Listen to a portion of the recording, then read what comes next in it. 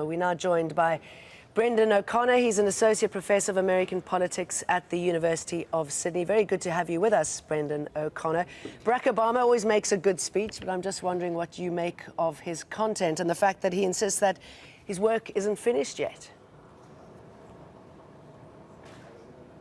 Well, it was a slightly more emotional speech from Obama than we're used to. He's a cool, calm and collected character. It was articulate as usual, praising the American values and trying to hold Donald Trump to the idea that American democracy is what makes America strong. So he put the new president-elect on notice to say all of America should be expecting him to reach up to those higher values that Obama can with his soaring rhetoric, rather than be a president of retribution and division. So a lesson for Trump there. How do you think Trump's office will be dealing with this? Will they take it on or look for something else in it? Well,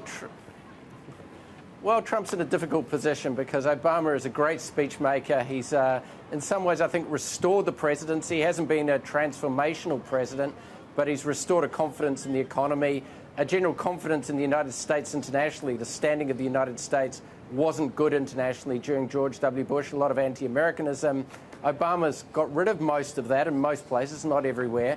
And I think Trump will come in with a sense that the world is really not sure about him, or in fact quite hostile, and that he needs to reach to the best of American virtues and values, rather than, I think, some of the carry-on that we saw from him in the campaign, where he conducted himself more like a comedian or a right-wing commentator rather than a presidential candidate. So two very different men standing for two very different things. Barack Obama was calling for reconciliation in that speech as well.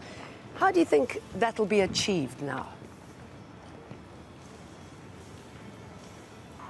Sorry, I just didn't quite catch that. I was just saying that, you know, two men standing for very different things.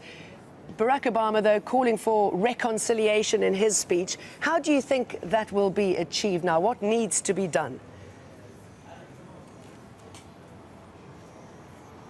Well, it's very hard to imagine that Trump can run the type of campaign he did and then pivot to reconciliation. He gave, I think, Trump a reasonably sort of modest and I think somewhat positive sort of start to his time as president-elect on the night of the election. But since then, he continues to use Twitter.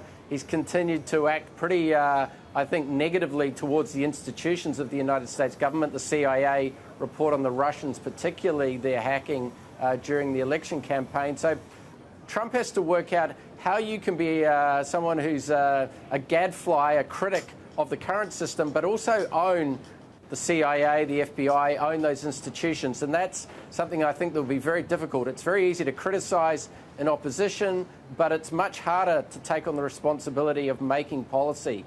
And that's the responsibility Trump and the Republican Congress now has of saying, look, OK, you've made an argument against the Obama years and what's happened recently. How do you do it better? How do you have a better set of policies? And that really, I think, remains to be seen, what they really have to offer, rather than anger and criticism. Good to get your thoughts, Brendon O'Connor. Thank you.